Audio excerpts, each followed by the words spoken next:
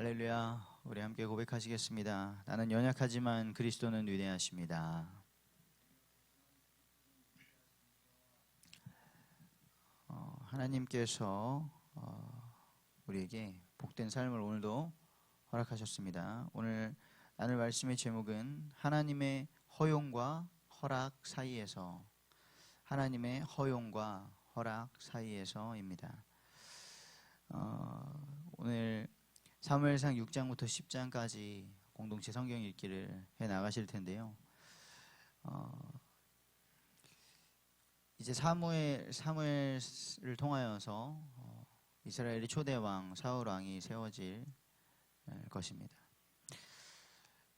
만약에 우리가 우리의 죄악된 자아가 죽고 예수 그리스도를 따라 사는 삶으로 살아가지 않으면 어떻게 변질될 수 있는가? 그것을 우리는 사울 왕의 인생을 통해서 보게 될 것입니다. 그래서 주일의 말씀 제목과 같이 우리가 이번 한 주간 동안 계속 고백하기를 원합니다. 나는 죽고 예수로 살게 하옵소서. 우리 함께 고백하겠습니다. 나는 죽고 예수로 살게 하옵소서. 그것이 우리가 살아가는 현실에서 가능하냐 불가능하냐는 중요하지 않습니다. 그것이 하나님이 원하시는 삶이기 때문입니다. 그래서 6장에서는 블레셋에 빼앗겼던 그 언약궤, 하나님의 사람들이 하나님을 경외하지 않고 하나님의 말씀을 따르지 않았을 때에 언약궤를 빼앗기는 치욕을 당했죠. 하지만 하나님은 자기의 영광을 절대 빼앗기지 않으십니다. 그래서 이스라엘과 상관없이 하나님은 그 언약궤를 기적적인 방법으로 되돌아오게 하시죠. 그들이 자기들의 신전에, 다곤 신전에 언약궤를 갖다 놓았을 때에 다곤 신상이 파괴돼 버리고요. 그리고 그 블레셋의 독한 종기가 나는 환란이 일어나서 그들이 여호와 하나님을 두려워할 수밖에 없게 되었습니다. 그래서 빨리 언약궤를 돌려보내고 싶어 하죠.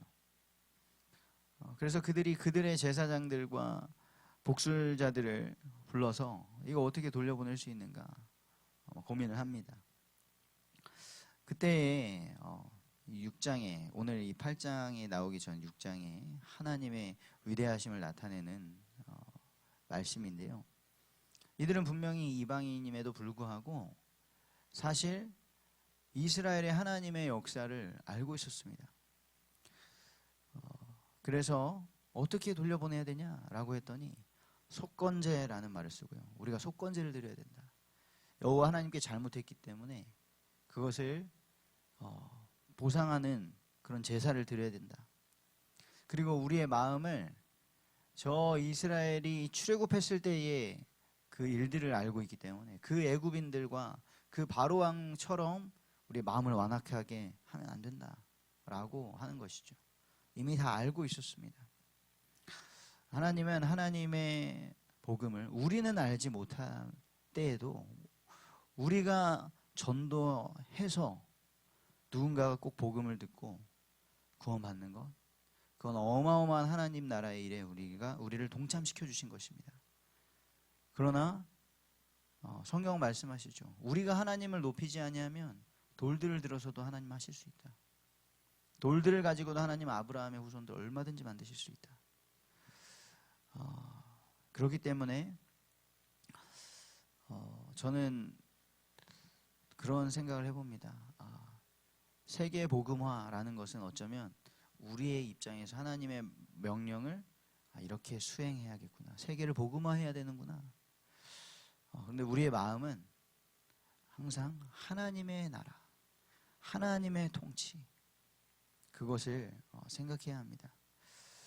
이렇게 블레셋 사람들이 두려워서 자기들이 스스로 막 언약궤를 돌려보내기 위해서 방법을 해서요. 속건제로 어떻게 하냐.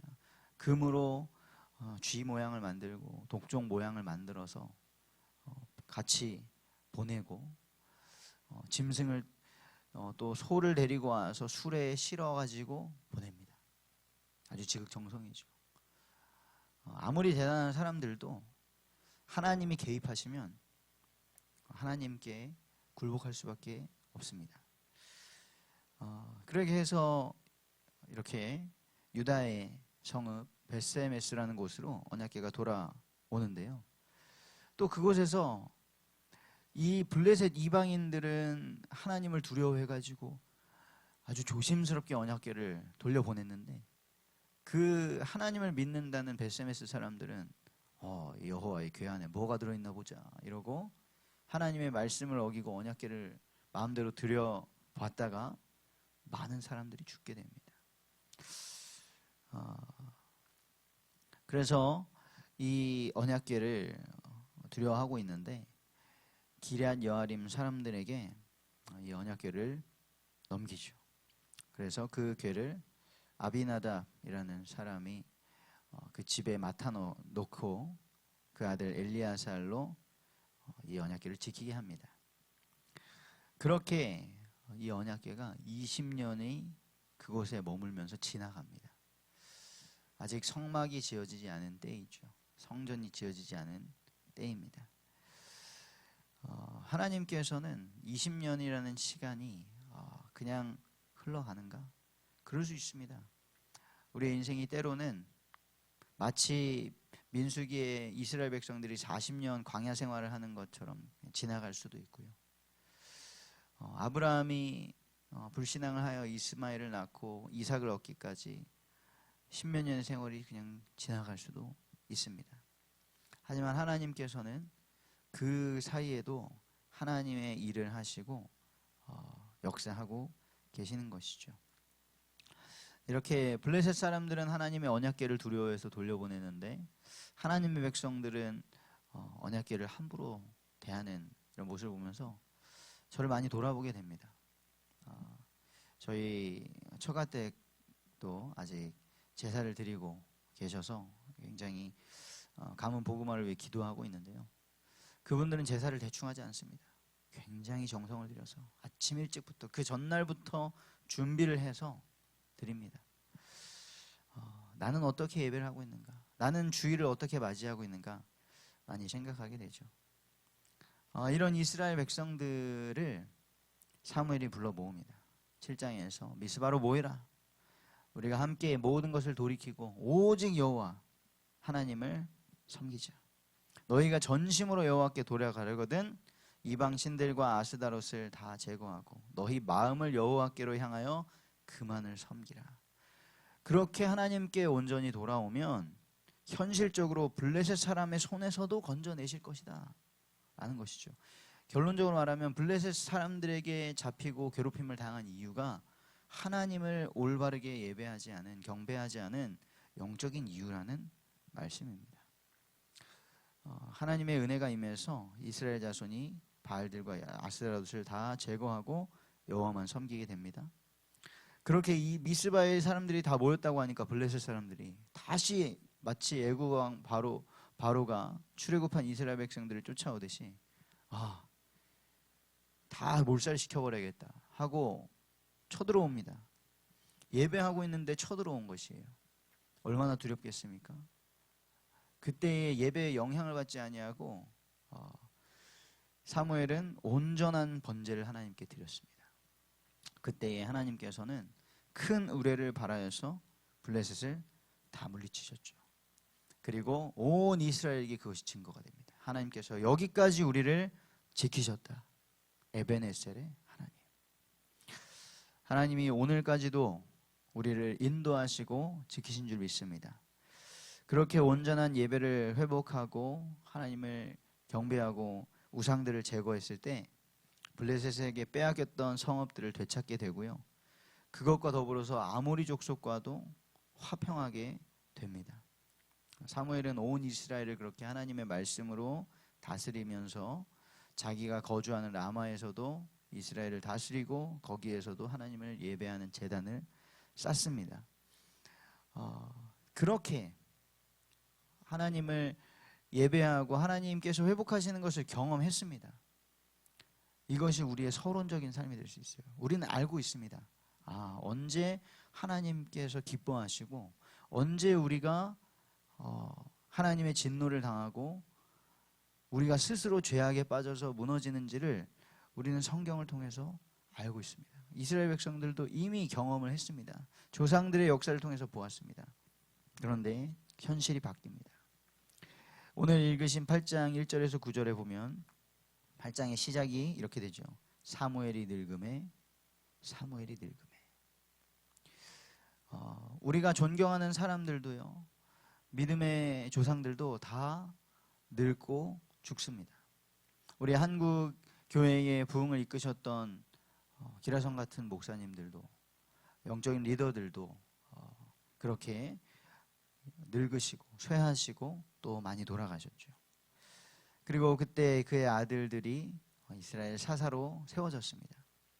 그런데 그 아버지 사무엘만큼 훌륭하게는 못할 수 있어도 아예 그들의 삶이 아버지의 행위를 따르지 아니하고 이익을 따라 뇌물을 받고 판결을 굽게 하는 모습을 보이게 됩니다. 우리는 보이는 현실이 있습니다. 그 현실을 부정해서도 안 되고 그 현실을 회피해서도 안 되겠죠. 하지만 시대가 변하고 현실이 변하여도 우리의 기준은 오직 하나님의 말씀이 되어야 합니다. 그리고 하나님께 기도해야 합니다. 왜냐? 지금도 하나님은 기도에 응답하시는 하나님이시기 때문이죠. 그런데 우리가 응답이 없는 이유는 무엇입니까? 야고보서 4장 2절 3절에서 말씀하십니다. 기도하지 않기 때문에.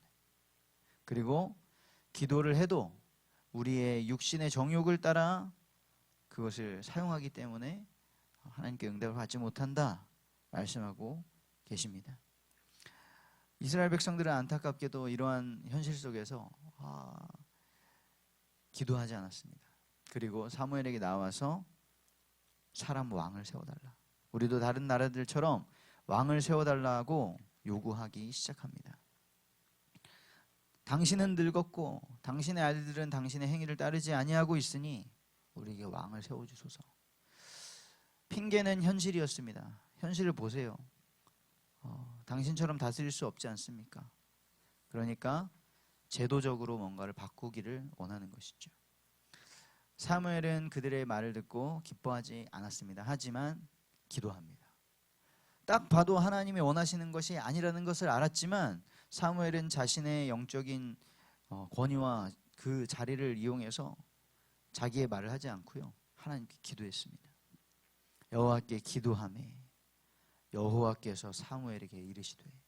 하나님은 이렇게 언제든지 우리에게 응답하시는 분이시죠. 그리고 말씀하십니다. 백성이 내게 한 말을 다 들으라. 하나님께서는 이스라엘에 지금 왕을 세우는 것을 허락하시지 않았습니다. 이미 신명기 모세 때부터 왕이 세워진다면 이렇게 해라 라는 것을 다 예정은 해놓으셨습니다. 왕이 세워져도 어떻게 해야 되는지, 하나님의 말씀에 어떻게 순종해야 되는지를 이미 말씀하셨습니다. 하지만 지금은 하나님께서 왕을 허락하신 것은 아니었죠. 하나님은 그래도 허용하셨습니다. 그들에게 왕이 세워지고 안 세워지고는 그렇게 하나님의 역사에 중요한 것이 아니었던 것 같습니다. 그리고 말씀하십니다. 이는 그들이 너를 버림이 아니요 나를 버려 자기들의 왕이 되지 못하게 한 것이다. 내가 그들을 애굽에서 인도한 날부터 오늘까지 그들이 모든 행사로 나를 버리고 다른 신들을 섬김같이 내게도 그리하는도다. 사무엘은 지금 몇십 년 자기가 살아가는 인생 동안 이스라엘이 불신하고 넘어지고 하는 것을 보았습니다. 하지만 하나님은 애굽 출애굽했을 때부터, 하나님은 에덴 동산의 창세기 3장 때부터 하나님의 형상인 사람들이 어떻게 하나님의 말씀을 불순종하고 죄를 범하고 하나님의 마음을 아프게 했는지 이미 알고 계셨습니다. 하나님은 사무엘에게 말씀하십니다. 그들의 말을 듣되 너는 그들에게 엄히 경고하고 그들을 다스릴 왕의 제도를 가르쳐라. 하나님은 우리의 마음을 아십니다. 하나님, 제가 여기로 가야겠습니까? 여기로 가야겠습니까? 하나님, 제가 이 사람을 만나야겠습니까? 안 만나야겠습니까? 하나님은 우리의 마음이 이미 어디로 정해졌는지 다 알고 계십니다. 우리의 죄성과 우리의 악습관을 알고 계시죠. 그래서 하나님께서는 우리와 상의하지 않으시고 우리를 구원하실 여자의 후손 메시아를 약속하시고 보내주셨습니다. 하나님은 항상 미리 말씀하시고 그리고 우리 역사에 세밀하게 개입하시면서 하나님의 말씀을 성취하십니다. 하나님을 경외하지 않는 이방 왕들이 어떻게 통치하게 될 것인가 11절부터 쭉 경고하십니다. 너는 그들의 종이 될 것이고 그들이 너희의 11조를 취하게 될 것이고 너희를 전쟁터로 내보낼 것이다. 그렇지만 하나님께서는 이스라엘의 초대 왕이 세워지는 그 과정에서도 세밀하게 개입하시고 사울이라는 사람을 그 베냐민 지파에서 불러서 왕으로 세우십니다. 사울은 처음에 겸손하게 행합니다. 자신이 하나님께 기름 부음 받은 것도 말하지 않고요. 하나님의 은혜를 구하면서 살아갑니다. 그런데 그 사울이 왜 인생의 말년에 무너졌습니까? 그것은 우리도 충분히 그럴 수 있다는 것을 보여주는 것입니다. 사울이 특별히 우리보다 믿음이 없고 악해서 그랬던 것이 아닙니다. 왜 아담이 하나님이 그 하나 주신 명령을 지키지 못하고 타락하였습니까? 우리가 그럴 수 있다는 것이죠. 결론입니다. 하나님께서 우리가 기도하며 이것이 하나님이 허용하신 것인지, 우리의 욕망을 아시고 우리의 죄성을 아시고 허용하신 것인지, 아니면 정말 하나님의 뜻에 따라 기뻐하시면서 허락하신 것인지 우리는 질문해 보기를 원합니다. 그래서요, 먼저는 우리가 현실을 따라서 오늘도 선택하기 전에 전능하신 하나님께 기도하기를 권면드립니다. 그리고 우리의 삶이 하나님께 온전한 예배, 현실이 우리를 두렵게 할 수 있습니다. 우리를 막 낙심하게 할 수 있습니다. 그러나 우리의 삶이 예배하는 삶 되기를 원합니다. 하나님을 경외하는 삶이 되기 원합니다. 그때 하나님께서는 블레셋의 손에서 이스라엘을 구원하신 것처럼 우리 개인과 우리 교회와 우리의 가족, 친척, 이웃을 살리게 하실 것입니다. 오늘도 하나님께서 인도하시고 지키시는 복된 삶을 살게 되시기를 주님의 이름으로 축복합니다.